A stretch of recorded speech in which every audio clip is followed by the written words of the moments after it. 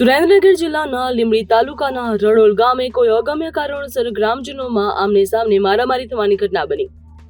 આ મારામારીની ઘટનામાં એક મહિલા સહિત આમને સામને 4 લોકો ઇજાગ્રસ્ત બન્યા હતા। 108 મારફતે સિવિલ ખાતે ખસેડવામાં આવ્યા। ત્યારે આ બાબતે મારામારીમાં ઇજાગ્રસ્ત બંને પક્ષોથી મળતી માહિતી મુજબ મારામારી તલવાર ધાર્યા પાઇપ ધોકા જેવા હથિયારો સાથે બંને પક્ષો એકબીજા ઉપર તૂટી પડ્યા હતા। ઇજાગ્રસ્તોની વાત કરવામાં આવે જેમાં ફૈઝલભાઈ હુસેનભાઈ તેમજ યુનિશભાઈ કરીમભાઈ અકબરભાઈ સાયરાબાનુ તેમજ તે ગંભીર રીતે ઇજાગ્રસ્ત થયા છે। ત્યારે બંને પક્ષોને સિવિલ ખાતે ખસેડવામાં આવ્યા। લોકોના ટોળે ટોળા જામ્યા હતા। ત્યારે ફરજ ઉપરના જીઆઈએસએફના ગાર્ડ દ્વારા લોકોના ટોળાને વિખેરવામાં આવ્યા હતા।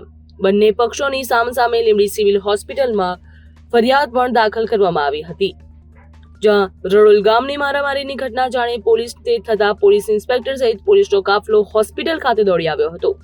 આ બાબતે તપાસ હાથ ધરવામાં આવી હતી। ત્યારે તમામ ઇજાગ્રસ્તોને લીંબડીની સિવિલ હોસ્પિટલમાં પ્રાથમિક સારવાર બાદ વધુ સારવાર માટે સુરેન્દ્રનગર ખાતે રિફર કરવામાં આવ્યા।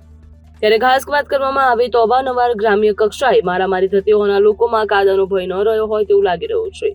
બ્યુરો રિપોર્ટ, ખબર ગુજરાત લાઈવ।